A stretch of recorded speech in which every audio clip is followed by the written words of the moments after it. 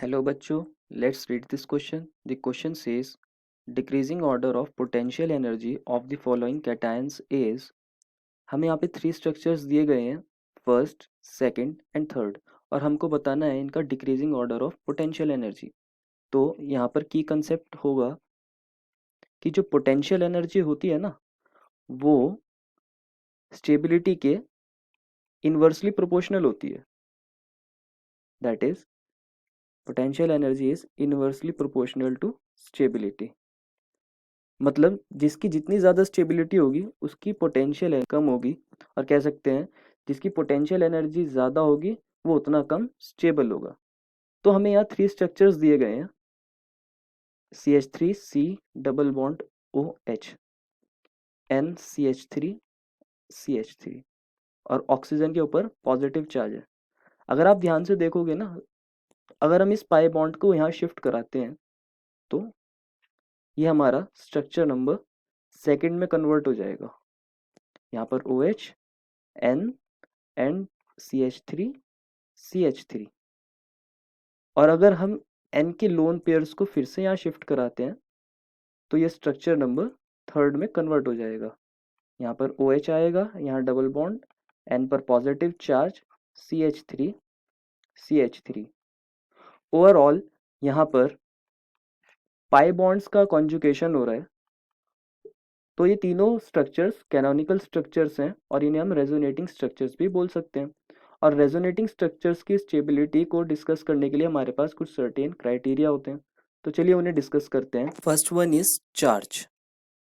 हमारे पास first structure में +1 charge है, सेकंड स्ट्रक्चर में भी +1 चार्ज है, एंड थर्ड स्ट्रक्चर में भी +1 चार्ज है।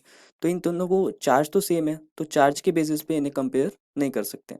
Second is number of pi bonds, और ये भी देख सकते हैं कि किसका ऑक्टेट कंप्लीट है या नहीं। पाई बॉन्ड्स इनडायरेक्टली ये बताते हैं कि हमारे पास सभी एटम्स का ऑक्टेट कंप्लीट है या नहीं है। जैसे यहाँ पे 1 पाई बॉन्ड है तो ऑक्सीजन का 1 2 3 4 5 6, और ये किसके पास लोन पेयर है, 8 इलेक्ट्रॉन से octet complete.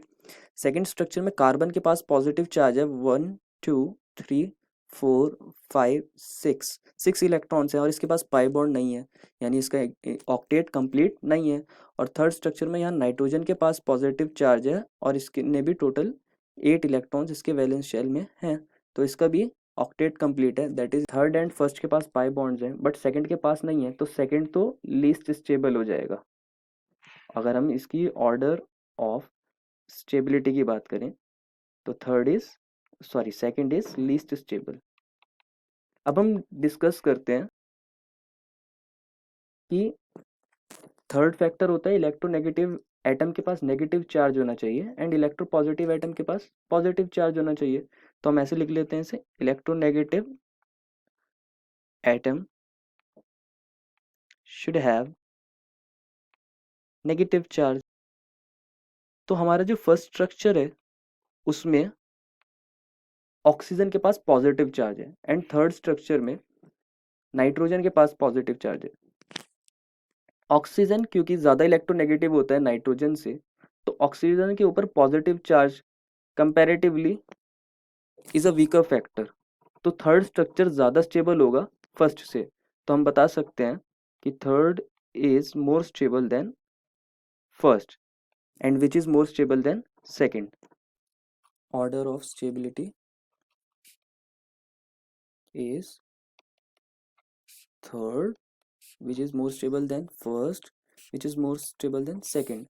Therefore order of potential energy इसका रिवर्स हो जाएगा, क्योंकि हमने उसे की कंसेप्ट में डिस्कस किया था कि पोटेंशियल एनर्जी हमारे पास स्टेबिलिटी के इनवर्सली प्रोपोर्शनल हो जाएगी। तो इसका ऑर्डर होगा सेकंड, फर्स्ट, थर्ड। हमारे पास फाइनल आंसर क्या होगा, ऑप्शन नंबर ए।